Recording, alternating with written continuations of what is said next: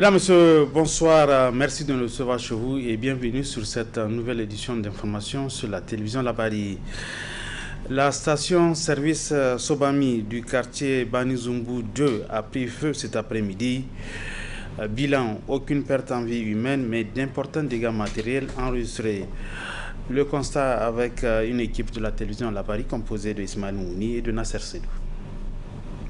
Des motos complètement calcinées, des bouteilles de gaz éparpillées et des pompes des stations-service endommagées. Telle est la situation au niveau de la station Sobami, située sur la voie de 100 mètres. Cette situation résulte de l'explosion de bouteilles de gaz, comme en atteste ce témoin.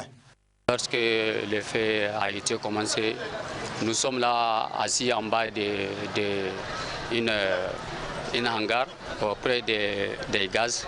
Les propriétaires de la gaz, lorsque le feu a commencé, lui, il est en train de dormir, dans la sommeil, il a touché une bouteille de gaz. Automatiquement, le gaz avait fait fuite, voilà. Et que, il y a un fourneau à côté parce que c'est un vendeur de Lipton et à côté des gaz aussi.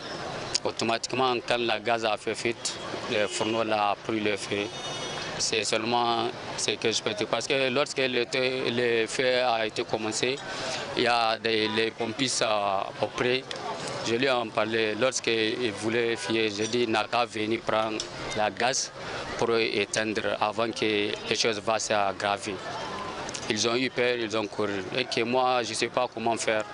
Donc, moi aussi, je suis quitté parce que je ne sais pas comment utiliser les gaz.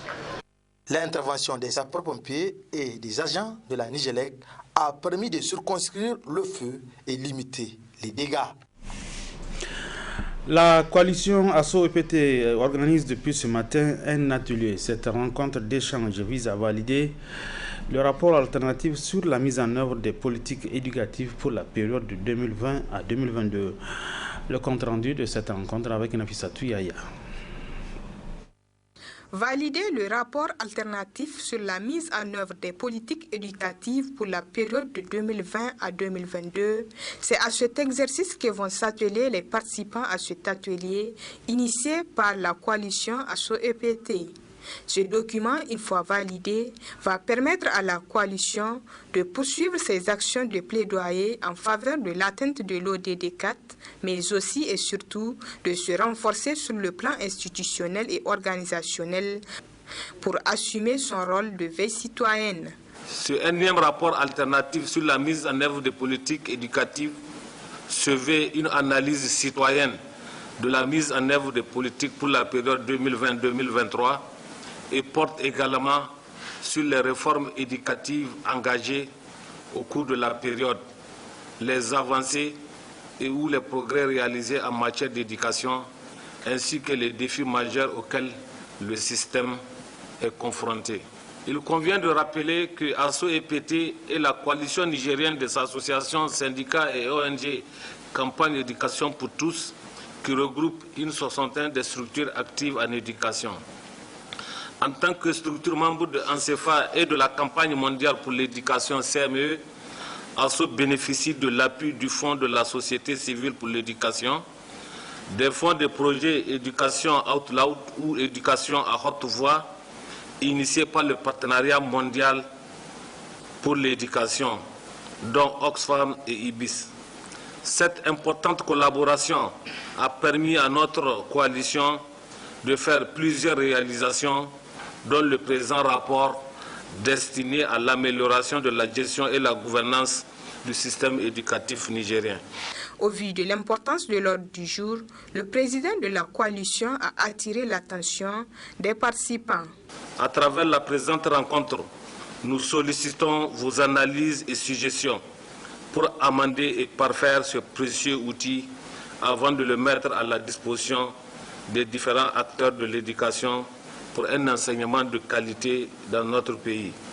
Et sans nul doute, vu la qualité des différentes expertises en présence et la priorité qu'accordent les participants au secteur de l'éducation et de la formation, les travaux du présent atelier seront couronnés de succès.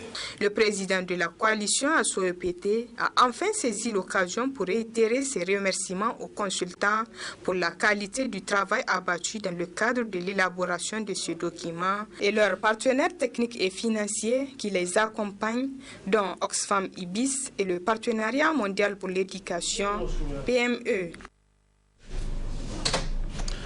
La suite de cette édition avec le Front patriotique pour la souveraineté qui a rendu public cet après-midi une déclaration portant sur la vie sociopolitique de notre pays. Cette déclaration intervient après 72 heures de deuil national décrété à la mémoire des héros tombés sur le champ d'honneur. Elle est lue par M. Anas Djibrila. Il est membre du FPS.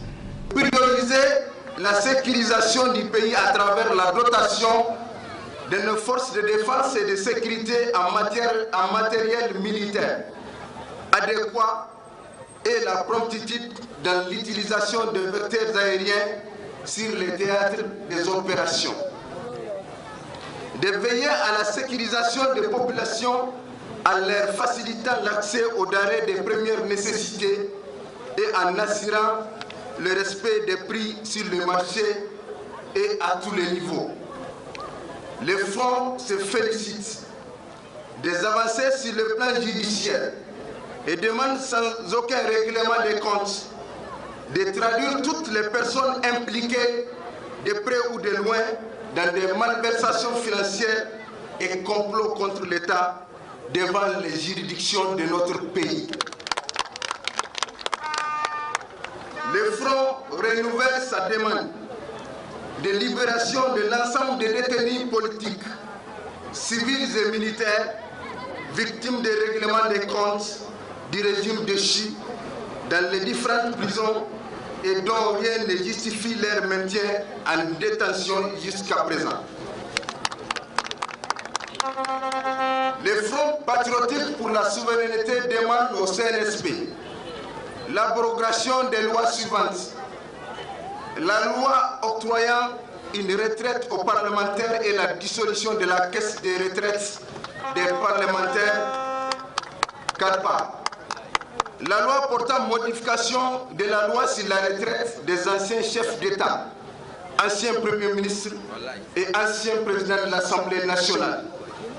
La loi portant rehaussement de l'âge de la retraite à 62 ans et le recrutement des jeunes à la fonction publique en commençant par l'affectation des jeunes douaniers formés à l'EFOFAN et l'organisation des concours déjà lancés sous le régime précédent.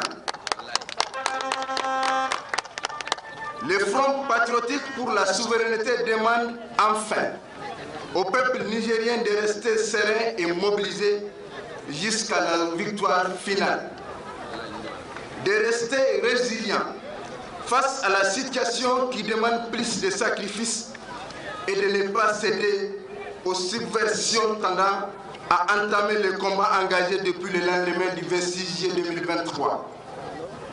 De comprendre que le destin du Niger est dans les mains du CNSP, mais s'oriente avec la détermination du peuple à ne plus cautionner les dérives autoritaires d'où qu'elles viennent.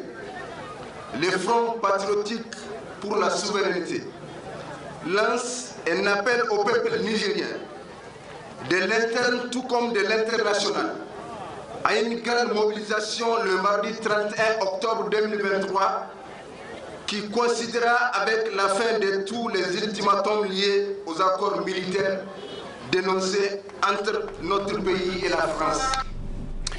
En rapport toujours avec cette situation qui prévaut dans notre pays, vous le savez déjà en début de cette semaine qui s'achève, le Premier ministre et le ministre de l'Intérieur ont rencontré des leaders religieux, les chefs traditionnels et les acteurs de la société civile pour leur faire part du complot de déstabilisation de notre pays par les autorités françaises et certains responsables du régime déchu. Dans son intervention, le ministre d'État, ministre de l'Intérieur, le général de brigade Mohamed Toumba, a clairement expliqué la gestion de la situation sécuritaire sur le terrain. C'est la partie magazine de cette édition d'information. Mesdames, Messieurs, très bonne réception, bon début de week-end à tous, bonsoir. Nous avons compris avec les Français que le départ de leur ambassadeur ne signifie pas qu'ils sont résolus à partir.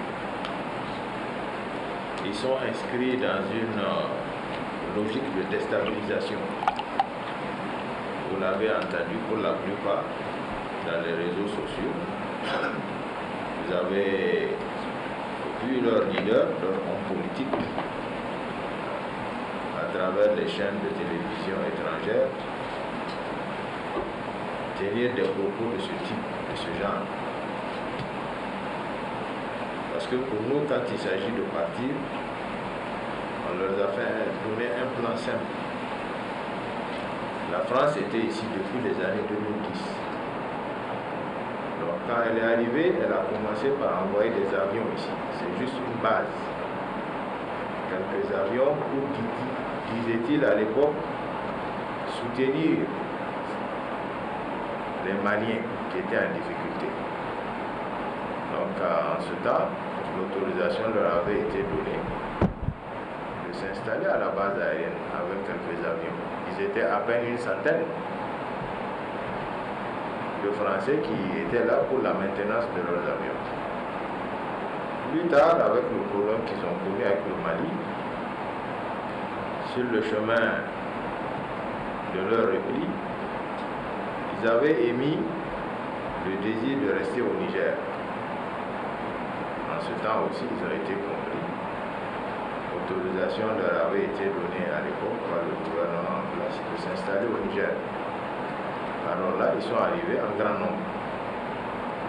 Initialement, un nombre de 1500 avait été annoncé. Mais aujourd'hui, ils sont plus de 3000 voire 3500. Ils sont répartis sur 3 positions. Il y a une position à Yéhou, précisément à Tabaré-Baré.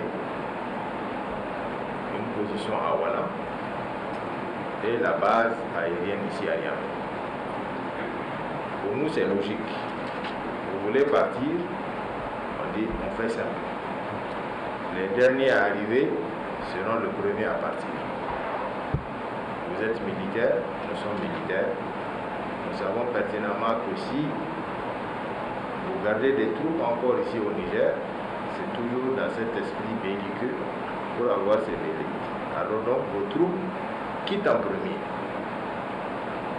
Et quand ils vont quitter en premier, on leur a donné un chemin. Vous allez quitter, mais pas par le Bénin, parce que nous savons que vous voulez aller au Bénin. N'importe quelle direction, sauf le Bénin. Et que vos avions, on va les lâcher à la dernière minute. Quand vos troupes auront quitté, en ce moment, l'aviation va suivre. Nous, on n'a pas de problème par rapport à ça. Donc, ils ont lu à travers cela que ça ne les arrange pas certainement, parce que nous aussi, nous avons pressenti qu'ils avaient des intentions malveillantes. En laissant passer les avions, ils allaient se retrouver dans un pays voisin, aller essayer d'utiliser ces avions-là contre nous. Ce qui est toute logique. Donc on garde les avions ici à Niamey. Maintenant, si c'est les troupes, vous les prenez, vous partez où vous voulez avec eux. On n'a aucun problème. Mais la seule chose, on ne va pas oublier le corridor du Bénin. Parce que nous avons appris, on vous a dit, lors de la toute dernière conférence de presse, de leur intention d'attaquer le Niger. Les troupes qui sont assemblées au niveau de Kandi, Malanville et j'en passe, assez de villes au niveau du Bénin, dans le nord du Bénin, c'est truffé de militaires ivoiriens, ghanéens, français et tous ces pays qui ont décidé de nous porter la guerre. Beaucoup parmi vous, peut-être même certains parmi vous les ont vus, côté béninois. Donc nous, on ne peut pas comprendre qu'on ouvre la frontière et ils vont utiliser le seul pont que nous avons pour s'infiltrer. Donc ça, c'est nous dénuer quand même de cette réflexion aussi stratégique que nous avions par rapport à ça. Donc nous avons buté à ce sujet. Nous voulons qu'ils s'en aillent. On leur a dit, voilà la méthode avec laquelle il faut partir. Ils saisissent la balle au bon pour dire, ben non, nous, on voulons partir avec l'aviation. Donc, tout le contraire de ce qu'on a proposé. pour vous dire que ces gens-là ne sont pas dans une logique de quitter le Niger. Leur logique est simple. Ils veulent profiter pour déstabiliser le pays. Faire en sorte que les Nigériens s'entre-déchirent entre eux, en créant la chienlit, en créant la zizanie, en créant l'émoi. Au courant de ces 2 dernières semaines, nous avons connu une attaque au niveau de Kandaj. L'objectif affiché à ce niveau, c'était de détruire cet ouvrage et tout ce qui va avec. Pour faire en sorte que ceux qui sont en train de construire ce barrage-là décident d'arrêter et de ramener le programme nigérien à zéro. Et ça s'explique. Le Nigeria nous a coupé délibérément l'électricité. Donc il faut nous dénuer la possibilité de produire notre propre électricité. Heureusement, à ce niveau, comme c'est la guerre toujours, à la guerre tu donnes des coups, on te donne des coups. Nous avons connu des pertes, des vaillants soldats qui sont tombés et qui ont empêché justement à ces assaillants-là d'atteindre leurs objectifs. Dieu aidant, la météo aussi était favorable.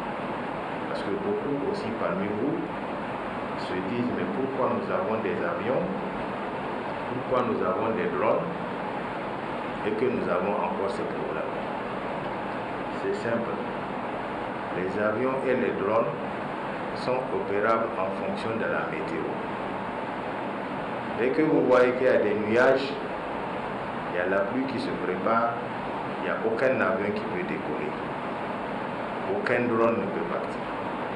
Donc dans ces conditions, on est obligé de faire face à l'adversité de cette même manière. Et c'est déjà aujourd'hui les bandits, pour ceux qui l'ont vu arriver dans les villages et dans les campagnes, ils viennent sur des motos. Quand ils ne sont pas chargés, ils sont à 2. Quand ils sont chargés, ils sont à 3. Donc quand vous dites qu'il y a 20 motos, vous multipliez par 3, vous avez le nombre de combattants qui sont en face de vous. Quand on vous dit que l'armée est là-bas avec 9 Toyota, c'est aussi simple que ça. Une Toyota dans l'armée, elle prend 8 personnes. Donc quand c'est 10 Toyota, ça fait 80 personnes. Donc 80 personnes, c'est l'équivalent de 40 motos. Donc on est à force égale en ce moment, parce que quand vous prenez 40 fois 2, ça fait 80. Ces derniers temps, ils ont été équipés. Ils ont des moteurs neufs. Ça, c'est facilement démontable aussi. Pour ceux qui arrivent à les voir dans les campagnes, c'est des gens qui ont eu des motos neufs, de l'armement neuf. Que nos partenaires français, nous disons, nos ennemis français, ont pu leur acquérir. Il faut appeler un chat, c'est de ça qu'il s'agit. Ils les ont équipés en moyen roulant, les motos. Ils les ont équipés en armement. Ils les ont équipés en munitions. Et ils ont libéré certains que nous avons pris ensemble au cours des combats. Ensemble, on les a pris prisonniers. Comme ils étaient avec eux en train d'être débriefés, parce que quand on les prend, on leur donne le temps de les prendre, de prendre tous les renseignements possibles. Mais on a compris maintenant à notre corps défendant qu'ils le faisaient à leur profit. Parce qu'aujourd'hui, tout ce qu'on vous dit est documenté. C'est eux qui incitent ces gens à attaquer. C'est eux qui incitent, ils les aident. Souvent, ils les accompagnent au combat. C'est-à-dire, parmi les ennemis qui viennent nous attaquer, il y a des blancs. Pas des arabes, des blancs. Les arabes, ça c'est courant. On en trouve régulièrement à chaque fois quand ils viennent. Mais cette fois-ci, la nouvelle tendance, c'est que dans nos approchages, au moment où on les porte des coups, on découvre les corps des blancs, que ce soit au Niger, que ce soit au Burkina ou bien au Mali. Donc la preuve a été donnée de leur implication. Nous avons des écoutes où ils échangent avec les chefs rebelles, les chefs djihadistes, pour leur demander pourquoi vous n'attaquez pas. On vous a donné ce qu'il faut, donc continuez à attaquer. Ce n'est pas parce que nous sommes reclus ici à Niamey, on ne peut pas sortir, que vous n'allez pas continuer à attaquer, à harceler la population. Et ça, ce qu'on vous dit est vraiment documenté. Il n'y a pas de doute par rapport à ça. Donc c'est pour ça qu'on est en train de dire les Français ici à l'intérieur de Niamey ou bien sûr le territoire nigérien n'est pas une bonne affaire. Il faut que nous nous mobilisions à les faire partir. C'est la seule solution que nous avons de pouvoir nous asseoir, commencer à penser au développement de ce pays, commencer à résoudre nos problèmes, à regarder ce Niger, à le relever et avoir des objectifs et de foncer vers ces objectifs. Tant que ces Français-là seront dans nos murs, la situation va être compliquée. Elle va être compliquée. Ils sont tellement mauvais que même pour acheter l'armement aujourd'hui, ils nous empêchent. Avec votre argent, vous ne pouvez pas aller trouver l'armement parce qu'ils vont contacter tout le monde pour dire de ne pas vous vendre l'armement. Le matériel qu'il faut pour ce genre de guerre, tu as ton argent, tu n'arrives pas à l'acheter. Parce que tout simplement, ils sont dans les accords machiavéliques entre eux Européens, ils ne vont pas se lâcher. Donc de toutes les manières, ils vont vous empêcher d'avoir ce que vous voulez. Et quand on va maintenant pour essayer de l'acheter chez certaines personnes qui disposent ou qui vendent sous le manteau, vous conviendrez avec moi que le prix coûte plus cher qu'il en faut. Nous ne sommes pas encore entrés dans cette logique-là. Mais nous sommes résolus à vouloir nous équiper parce qu'il faut de l'équipement. Chaque fois quand on vous dit qu'il y a un accrochage, il y a du matériel perdu d'un côté comme de l'autre. Il s'agit d'une guerre parce que les Français, à partir de ce Niger-là, quand ils vont perdre pied au Niger, ils vont perdre pied dans toute l'Afrique. Et ils le savent. Ils le savent très bien. C'est un combat pour leur existence. Je ne sais pas si certains l'ont appris. On commence à faire coupure d'électricité en France. Donc si certains ne l'ont pas appris, la France a commencé à avoir des coupures d'électricité.